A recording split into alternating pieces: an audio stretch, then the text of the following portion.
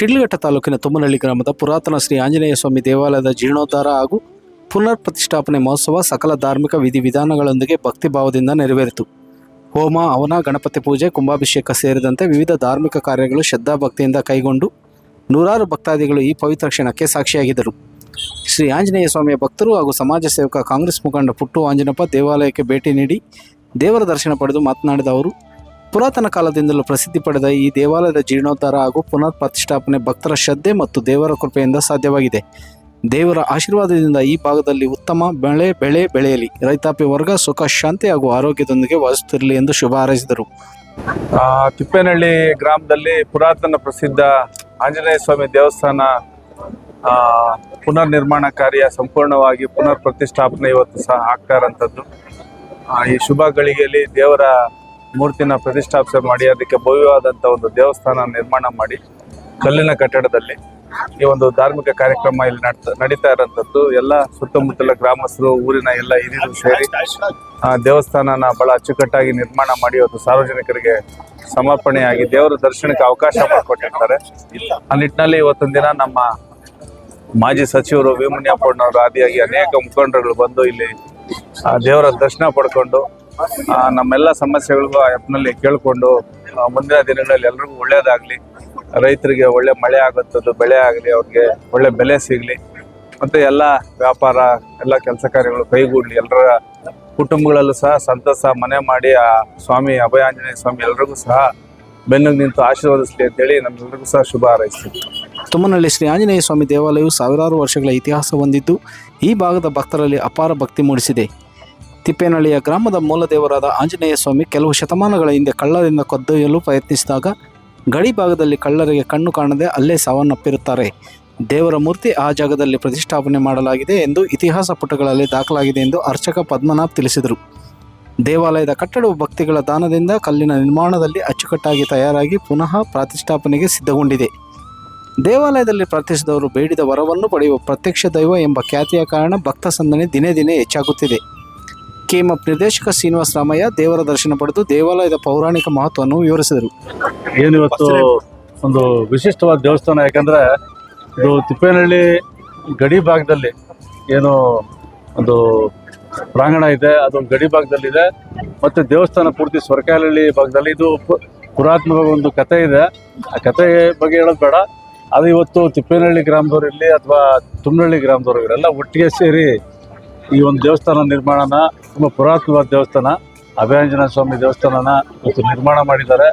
ಒಂದು ಪುಣ್ಯ ಕಾರ್ಯದಲ್ಲಿ ನಾವೆಲ್ಲ ಸೇರಿ ನಮ್ಮ ಮೆಚ್ಚಿನ ನಾಯಕರಾದಂಥ ಮುನಿಯಪ್ಪಣ್ಣವರು, ಪುಟ್ಟಣ್ಣವರು, ಇನ್ನು ಆದಿಯಾಗಿ ಎಲ್ಲ ನಮ್ಮ ಮುನೇಗೌಡರು ಎಲ್ಲರೂ ಕೂಡ ಇವತ್ತು ಈ ಒಂದು ಪುನರ್ ಪ್ರತಿಷ್ಠಾಪನೆ ಕಾರ್ಯದಲ್ಲಿ ನಾವು ಭಾಗಿಯಾಗಿದ್ದೀವಿ.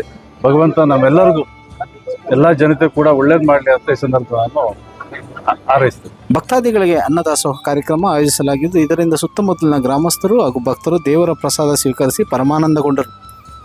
ಈ ಪುನರ್ ಪ್ರತಿಷ್ಠಾಪನೆ ಮಹೋತ್ಸವದಲ್ಲಿ ಮಾಜಿ ಶಾಸಕರಾದ ವಿ ಮುನಿಯಪ್ಪ, ಕೆಎಂಎಫ್ ಮಾಜಿ ನಿರ್ದೇಶಕ ಶ್ರೀನಿವಾಸ ರಾಮಯ್ಯ, ಮುಜುಗೂರು ರಾಮಯ್ಯ, ಅರ್ಚಕರಾದ ಪದ್ಮನಾಭ, ತುಮ್ಮನಹಳ್ಳಿ ಮಂಜುನಾಥ್ ಮತ್ತು ಅವರ ಕುಟುಂಬಸ್ಥರು, ವಾಣಿ ಹರೀಶ್, ತಿಪ್ಪೇನಹಳ್ಳಿ ಭರತ್, ಮಂಜುನಾಥ್, ಲಕ್ಷ್ಮೀನಾರಾಯಣ, ಆನಂದ, ಕೇಶವರೆಡ್ಡಿ, ತುಮ್ಮನಹಳ್ಳಿ ವೆಂಕಟೇಶ್, ಸುಶೀಲಮ್ಮ, ನಾಗರಾಜ್, ಗೋವಿಂದ ರೆಡ್ಡಿ, ಟಿ.ಎನ್. ಆನಂದ್, ಹನುಮಂತಪ್ಪ ಹಾಗೂ ತಿಪ್ಪೇನಹಳ್ಳಿ ಗ್ರಾಮಸ್ಥರು, ಸುತ್ತಮುತ್ತಲಿನ ಗ್ರಾಮಸ್ಥರು ಭಾಗವಹಿಸಿ ದೇವರ ಆಶೀರ್ವಾದ ಪಡೆದರು.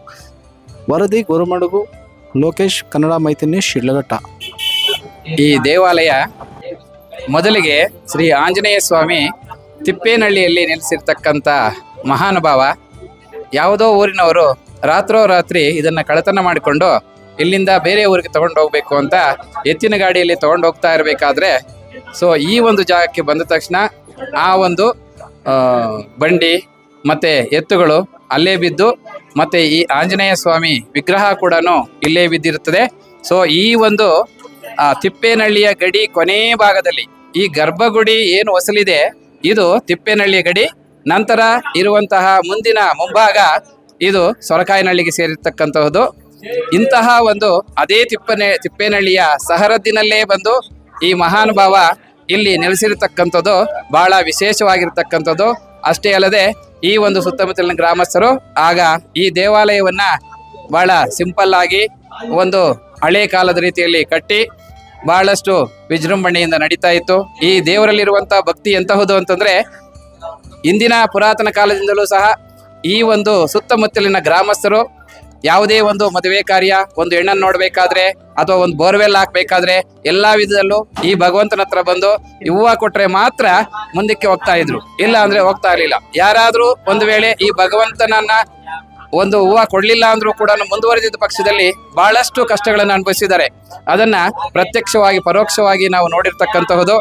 ಸೊ ಹಾಗಾಗಿ ಈ ಒಂದು ಸ್ವಾಮಿಯಲ್ಲಿ ಬಹಳಷ್ಟು ಒಂದು ಶ್ರದ್ಧೆ ಭಕ್ತಿಯಿಂದ ಕೇಳಿಕೊಂಡ ತಕ್ಷಣದಲ್ಲಿ ನಾವು ಯಾವುದೇ ರೀತಿಯಾದಂತಹ ಕಷ್ಟ ಬರಲಿ, ಏನೇ ಬರಲಿ, ಎಲ್ಲವನ್ನ ಹೋಗ್ಲಾಡಿಸಿದ್ದಾರೆ.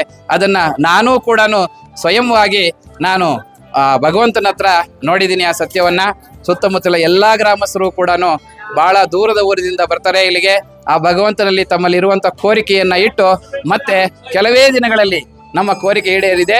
ನಾವು ಖಂಡಿತವಾಗ್ಲೂ ಕೂಡ ಈ ದೇವಾಲಯಕ್ಕೆ ಏನಾದ್ರೂ ಒಂದು ಅರ್ಪಿಸಬೇಕು, ಈ ದೇವರ ಗುಡಿಯನ್ನ ಬಹಳ ವಿಜೃಂಭಣೆಯನ್ನ ಕಟ್ಟಿಸಬೇಕು ಅಂತ ಹೇಳ್ಬಿಟ್ಟು ಸುಮಾರು ಜನ ಕುಲಬಾಂಧವರು ಕಡಿಮೆ ಇದ್ರೂ ಸಹಿತ ಸೊ ಆದ್ರೂ ಕೂಡ ಬಹಳಷ್ಟು ಭಕ್ತಾದಿಗಳು ಸೊ ಅವರ ಒಂದು ಯಾವುದೇ ರೀತಿಯಾದಂತ ಒಂದು ರಾಜಕೀಯ ದುರುದ್ದೇಶವಿಲ್ಲದೆ ಎಲ್ಲಾ ಜನಗಳು ಕೂಡ ಇದಕ್ಕೆ ತಮ್ಮ ಒಂದು ಹಸ್ತಲಾಘವನ್ನ ನೀಡಿ ಅವರು ಕಾಣಿಕೆಗಳನ್ನ ನೀಡಿ ಬಹಳ ವೈಭೋಗವಾಗಿ ಇವತ್ತು ಈ ಕಲ್ಲಿನ ಕಟ್ಟಡವನ್ನು ನಿರ್ಮಾಣ ಮಾಡಿ ಸಾವಿರಾರು ವರ್ಷಗಳು ಇರತಕ್ಕಂತಹ ಒಂದು ದೇವಾಲಯವನ್ನು ನಿರ್ಮಾಣ ಮಾಡಿಸಿದ್ದಾರೆ.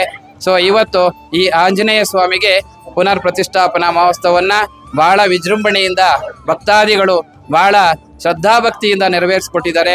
ಈ ಭಗವಂತ ಮುಂದಿನ ದಿನಗಳಲ್ಲೂ ಕೂಡ ಈ ಸುತ್ತಮುತ್ತಲಿನ ಗ್ರಾಮಸ್ಥರು ಅಷ್ಟೇ ಅಲ್ಲದೆ ಸೊ ಈ ಒಂದು ನಮ್ಮ ತಾಲೂಕು ಅಥವಾ ಜಿಲ್ಲೆ, ನಮ್ಮ ರಾಜ್ಯ ಎಲ್ಲ ರೀತಿಯಲ್ಲೂ ಕೂಡ ಬಹಳಷ್ಟು ಹೆಸರುವಾಸಿಯನ್ನ ಪಡೆದಿದೆ. ಬಹಳ ಬೆಂಗಳೂರಿನಿಂದ ಕೂಡ ಎಷ್ಟೋ ಜನ ಅಫಿಷಿಯಲ್ಸ್ ಬರ್ತಾರೆ, ಇಲ್ಲಿ ಪೂಜೆಗಳನ್ನ ಮುಗಿಸ್ಕೊಂಡು ಹೋಗ್ತಾರೆ. ಬಹಳಷ್ಟು ದಿನದಲ್ಲೇ ನಮ್ಮ ಕೋರಿಕೆ ನೆರವೇರಿದೆ ಅಂತ ಅವರು ಕೈಲಾದಷ್ಟು ಒಂದು ಈ ದೇವರಿಗೆ ಕಾಣಿಕೆಯನ್ನು ಕೂಡ ನೀಡಿ ಹೋಗ್ತಾ ಇದ್ದಾರೆ.